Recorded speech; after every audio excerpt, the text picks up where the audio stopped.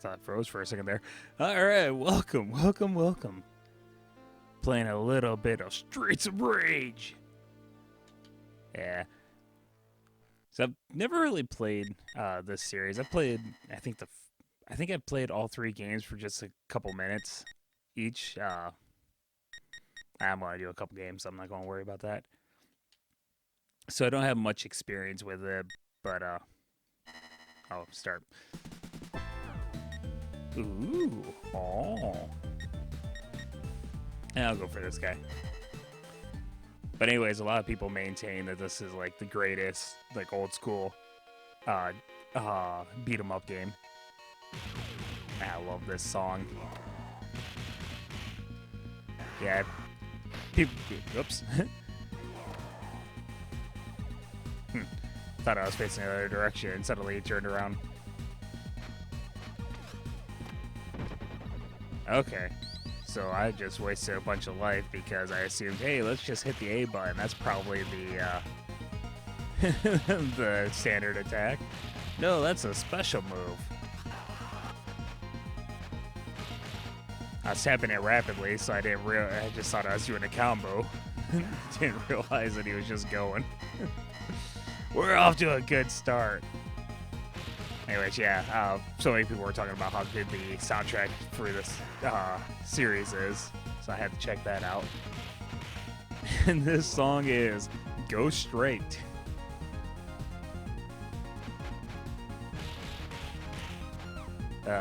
Goofing around on the Genesis Mini or Classic or whatever they called it.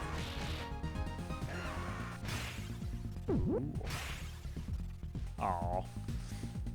So earlier I was watching some that's a bad stab. I was watching some old TV shows based off of video games, and boy, the two I watched, Double Dragon, which that one I remember watching as a kid and really enjoying actually. Whoops, get away from there. Oh, I was trying to throw the knife. Oh, but yeah, I remember loving the Double Dragon TV show as a kid. I mean, Sucker came out when I was like 8 years old, and I was obsessed with Double Dragon. I still am obsessed with Double Dragon, but I can at least look at various things and say, yeah, that's not good. Just ran right into me. He came back. Oh, he's got moves. Wow.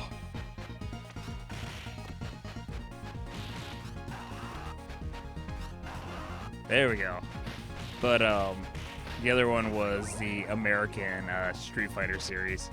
So there were two Street Fighter cartoons that I know of, not including the movies. There's been quite a few movies at this point. There's the Street Fighter 2, the animated movie that most people know about. There were two Street Fighter Alpha movies, and then there was Street Fighter 4. 5 had a live action one made by the same people who did Assassin's Fist, which is excellent, and 4 had like an animated movie, which is it's okay. It made me laugh. I talked about it in a previous video at some point where Ryu goes up against Seth, and Seth hits him so hard that his head goes through the ceiling, and he's just sitting there hanging in this hole in the ceiling. And someone asked Ken, like, aren't you going to help him? He's like, no, he has to do this one on his own. I'm like, he's dead right now. How many knives you got? But, there were two TV series. First, the more known one, I think, is the Street Fighter V, which was anime originally, I believe. Man, I wish I knew how to throw these. Oh, crap. That one it's an original story. I mean, it's like loosely based off of Street Fighter 2, but it takes a lot of liberties with the storytelling. Where it's like Ryu's visiting Ken. Ken super rich like he is in the games. And so they decide to go on this journey across the world and just have an adventure and have some fun. And so each episode they end up meeting up with various characters from Street Fighter 2 and either helping them with something or getting in a fight with them. And then eventually come across Shadow Lu, or Shadow Law, however you pronounce it, and have to fight Bison. And it's not bad. It's like different episodes are kind of based off of some different movies, it seems like.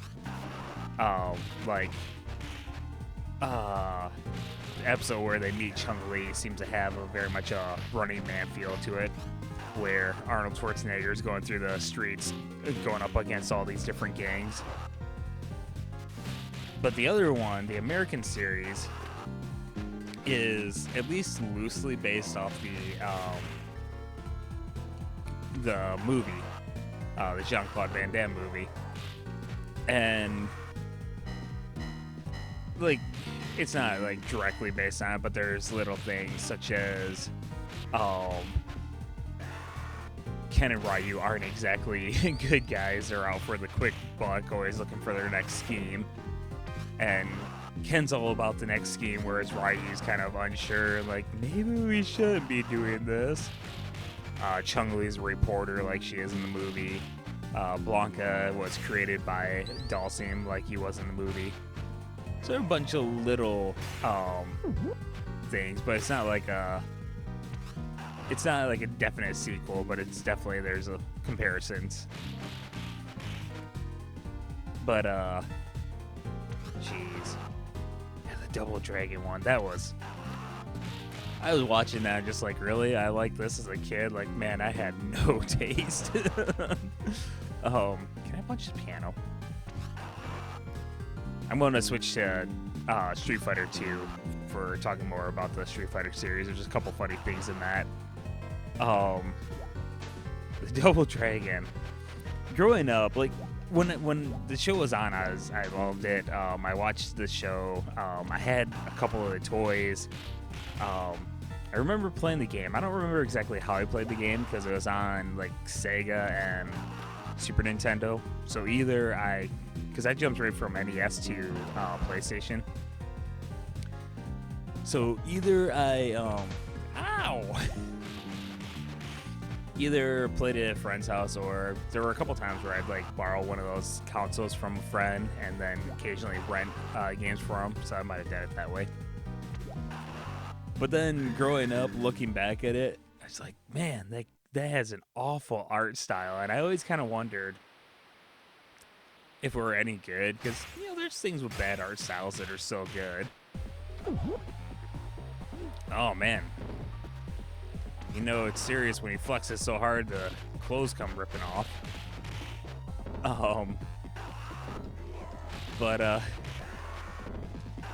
So yeah, I bought it a while back, and finally, like, I've owned this for probably close to a year now. Like, I need to watch it. And so, first off, the theme song is amazing. The lyrics are just outstanding.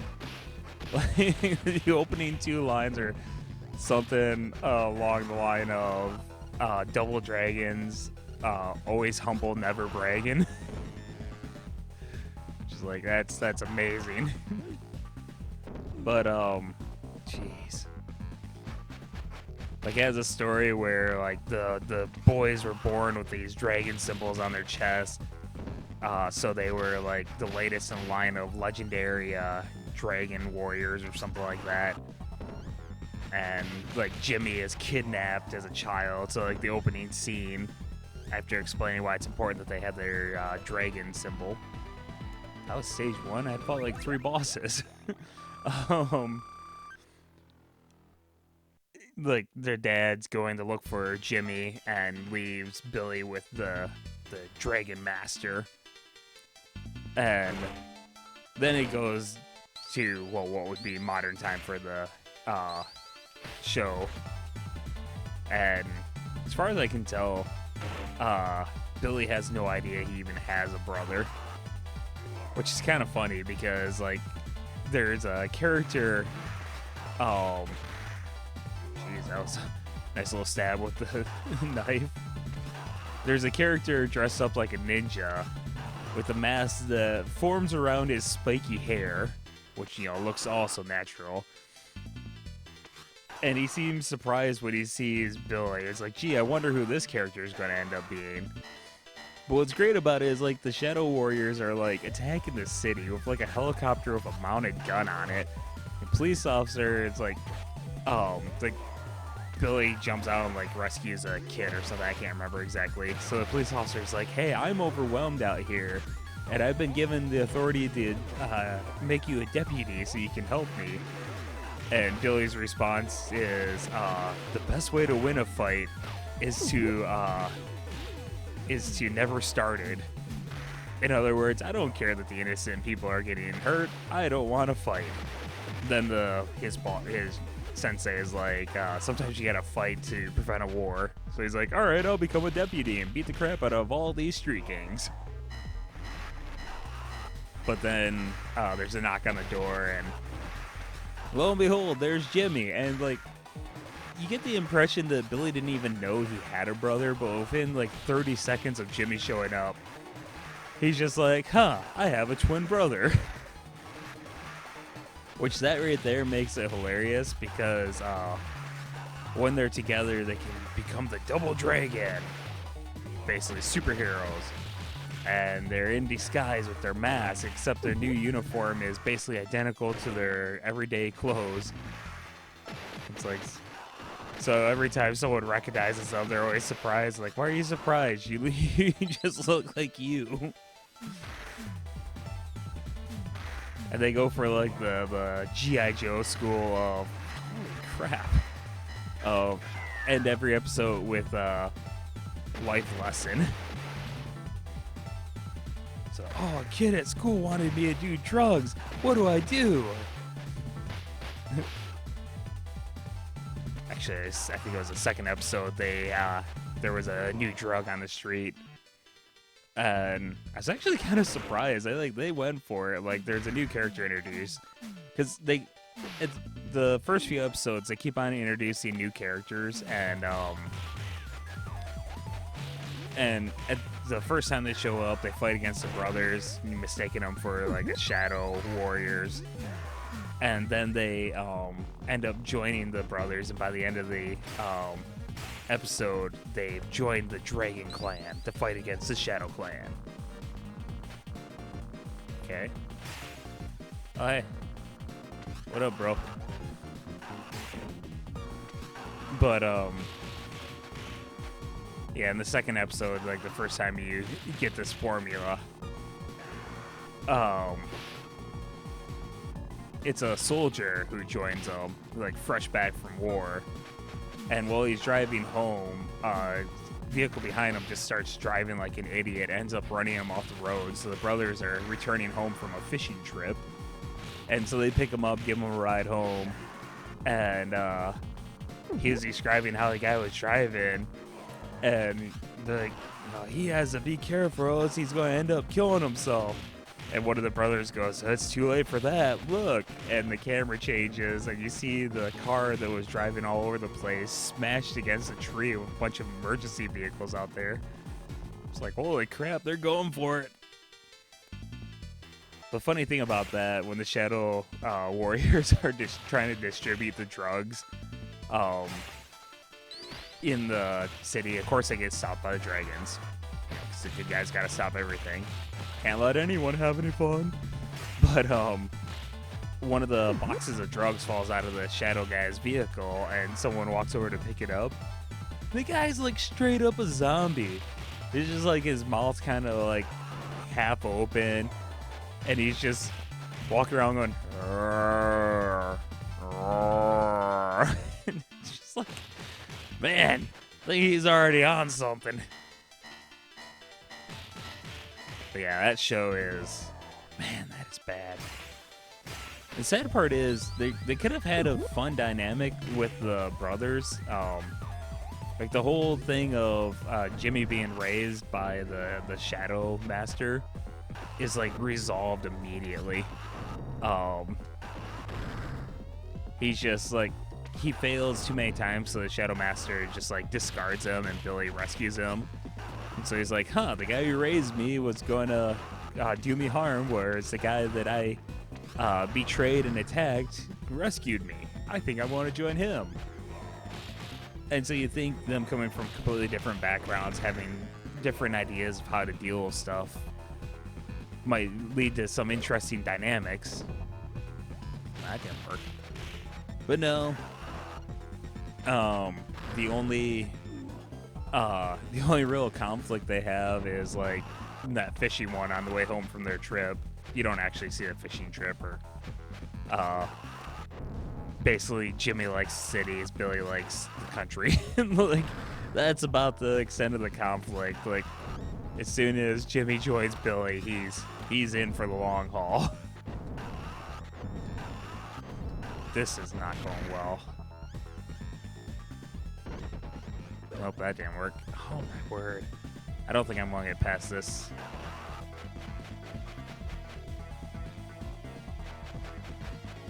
Can I hit you at all?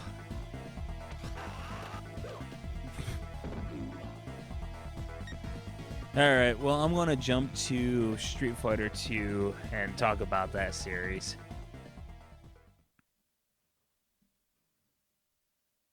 Doesn't anyone yell Sega? So this might actually go horribly, because this is like a 6-button game, and the Mini comes with the 3-button controllers. So I think you hit the start button to switch between punches and kicks. So I'm not great at this game anyways, but do not expect me to do well. Let's make it fast. So yeah, so in the yep, that's nice. There we go. So in the Street Fighter one, Guile here leads a secret team of like secret operatives on missions across the world, and the team is called just hovered in front of her for a moment there. Yep, hit the start button. So I gotta change how my hands are so I can hit that start button quickly.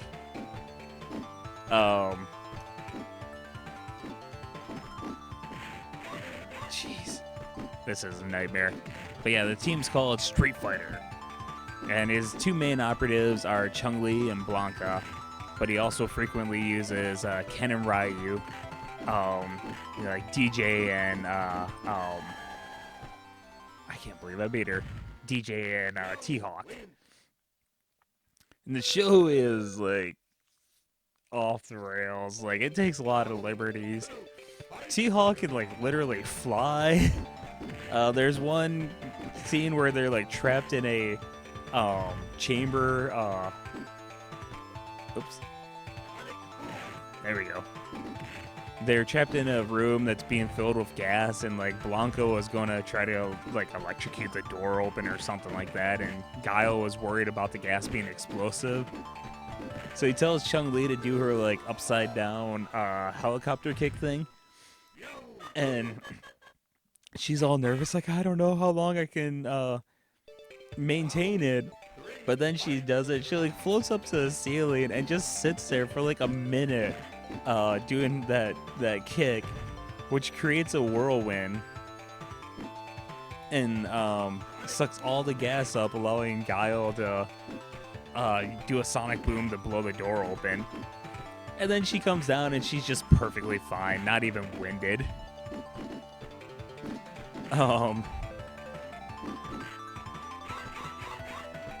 Ha ha ha ha. Jeez, that went well. This is not not easy with having to switch back and forth between punching and kicking.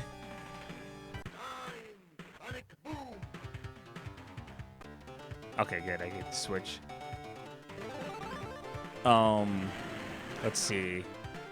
Since they're a secret team, like they kind of go for the whole kind of like Mission Impossible, where the agency like sends a Oh wait, I'm trying. I'm still trying to do a sonic boom to throw the fireballs.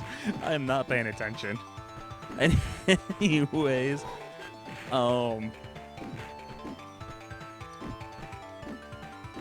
it? Yep. Okay, there we go. So, like, the way they send the message to the Guile about the mission, like, example, one time he's in like a hotel room or something and room service is delivered, and he opens the main tray and like the food's arranged in SF for Street Fighter. But the best one, they like come outside of this building after like fighting in a tournament, and all of a sudden this like old mob vehicle starts driving down the road like fishtailing, and a back door opens, and they chuck a body out the out the back of the vehicle. And when the heroes rush over to check the body, because as they're running up, they're like, "Oh no, is that guy dead?" They get up to him like, "Wait, it's a dummy," and they look, and like the eyes are spinning. And the eyes, when they come to a standstill, one says S and one says F. Like, oh, I guess we have a mission. Like, really? That's the route you went? Like, could you just, like, send a letter or telegraph or call? Like, it seems like there's easier methods. And boy, I bet that, that series would probably be seen as problematic nowadays. With the Cammy character, they play up big time her having like this crush on Guile. I mean, like, well, the first time you actually see her, doesn't do much. She kind of gives a sassy answer to a superior and sticks her tongue out.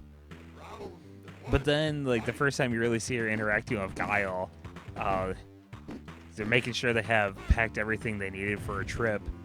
And she says that she packed a barely there bikini. And she tells Guile, "Oh, I don't think you've ever seen me in a bikini." It's like, "Well, I need lots of sunscreen, and you look like you have big, strong hands." It's like, yeah, that's appropriate for a kid's show. Then as they're sneaking up on the place they're going to, Guile sees like a light coming towards him, so he shoves her down and dives down himself. Jeez, I'm doing really bad on this fight. But he ends up landing right on top of her, and she says something along the lines of, "Oh, you're forceful. I like that in a man." It's like, yeah, people really have an issue with some of this stuff.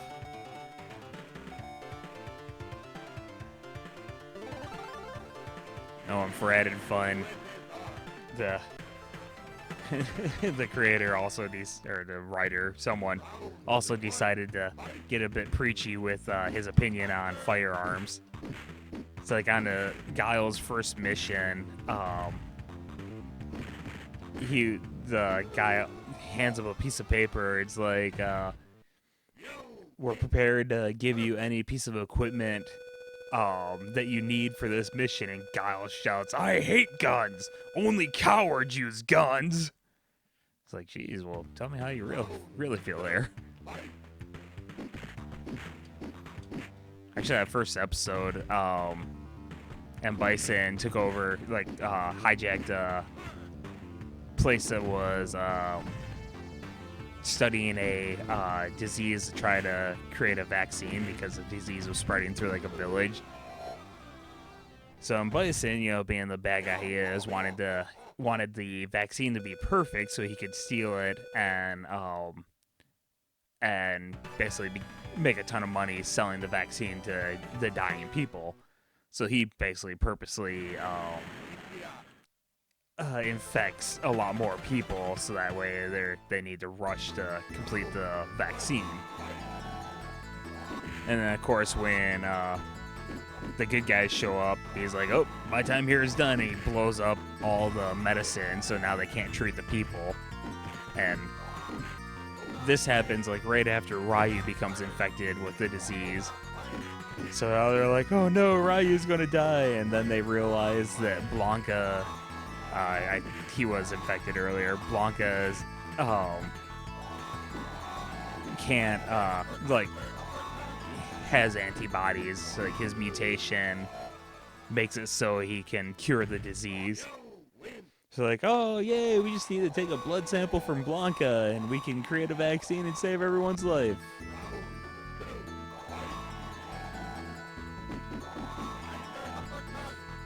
But similar to like the drug thing on the Double Dragon one, I just like, wow, purposely infecting a bunch of people with a disease and then blowing up the medicine, like that's kind of heavy for like a kid's show. I don't remember how to do the low tiger fireball thing.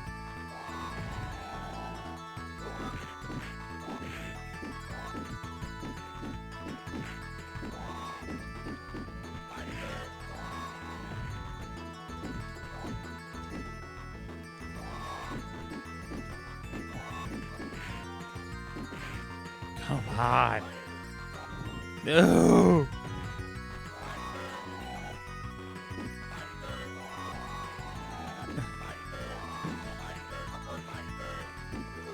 Haha. I'm calling it quits in a moment here.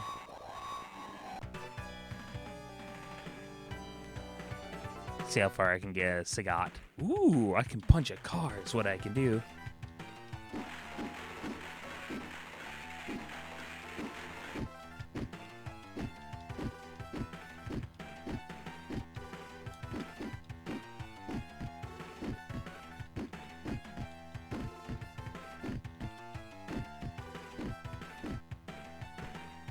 This is not going well.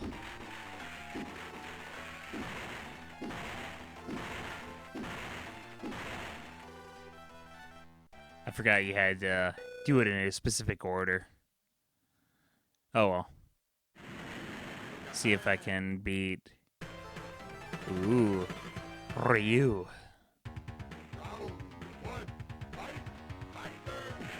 Aha. Oh.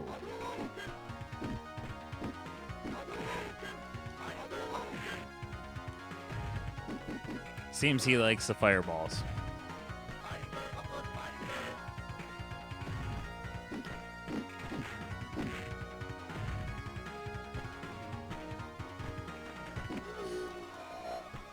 Tell you what, though, watching those two series, which the Street Fighter one was actually decently entertaining. The art style is not amazing, but it's pretty good.